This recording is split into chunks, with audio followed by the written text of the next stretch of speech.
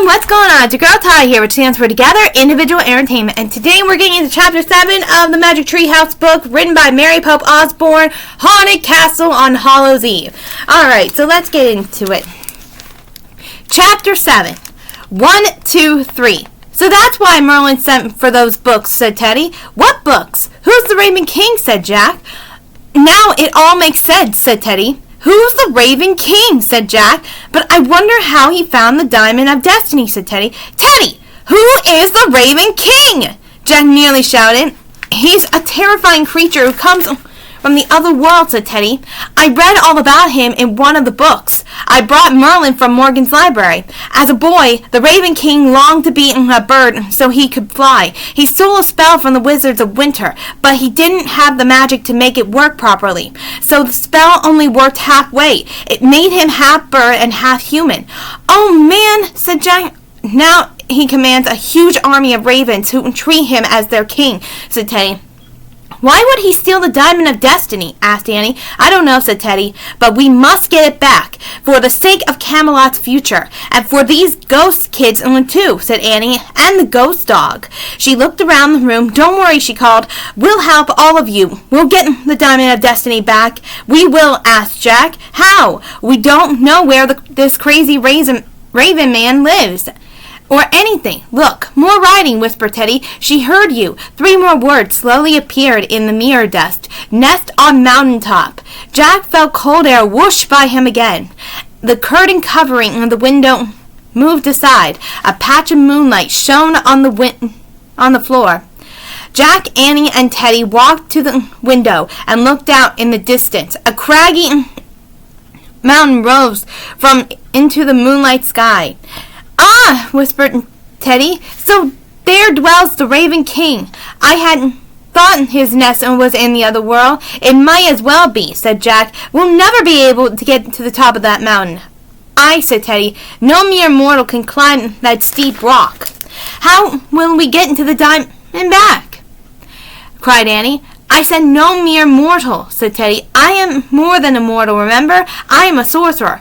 Yeah, but your rhymes never work, said Annie. True, but I have more than just rhymes, said Teddy. He pulled out a twig out of his pocket. See? Excuse me. What's that? Said Jack. 'Tis an enchanted hazel twig, said Teddy. Its magic is strong enough to change me into anything I want. Oh, wow, said Annie. Did Morgan give you that?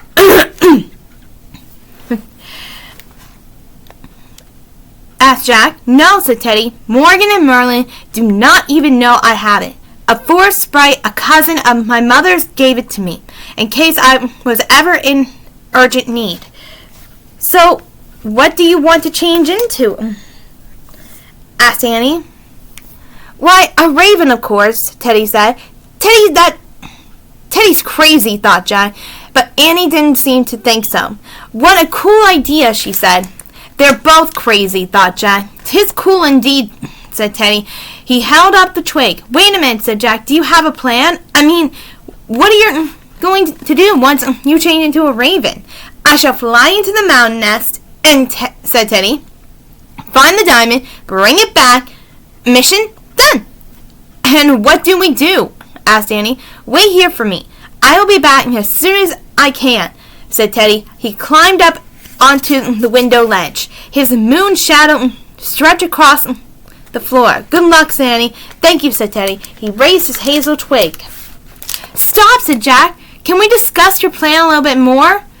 But Teddy was already sweeping his hazel twig through the air. He waved it from the top of his head to the tips of his toes. Teddy, stop, said Jack. But Teddy started his run. Oh, hazel twig from hazel tree, make me a raven.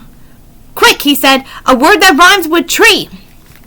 Wait, said Jack, doesn't rhyme with tree. Said Teddy.